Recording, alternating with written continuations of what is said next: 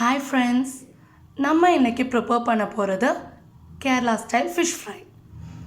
அதுக்கு தேவையான பொருட்கள் என்னென்னு பார்த்துக்கலாம். இஞ்சி ஒரு பீஸ் எடுத்திருக்கேன், கருவேப்பிலை, அப்புறம் சின்ன வெங்காயம், பூண்டு, மிளகாய் பொடி, அப்புறம் நான் இங்கே தேங்காய் எண்ணெய் தான் யூஸ் பண்ணுறேன், அப்புறம் உப்பு,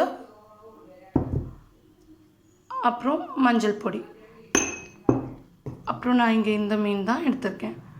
இந்த மசாலாலாம் ஃபர்ஸ்ட்டு நம்ம அரைச்சி மீனில் மேரினேட் பண்ணிக்கலாம்.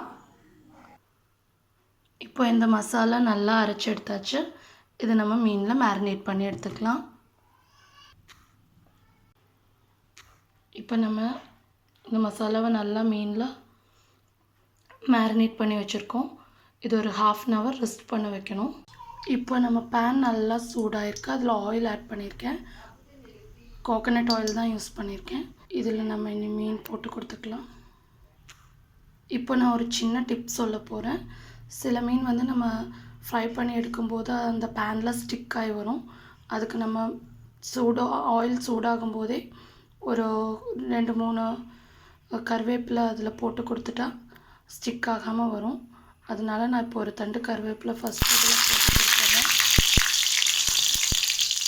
இப்போ நான் அதில் ஃபிஷ் ஆட் பண்ணி கொடுக்க போகிறேன்.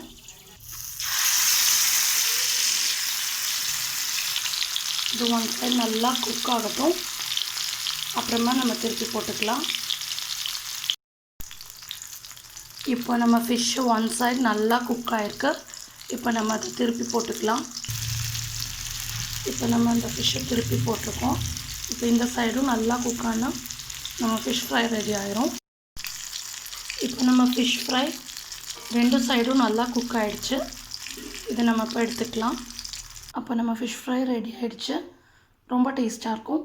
எல்லோரும் ட்ரை பண்ணி பாருங்கள். Okay, thank you.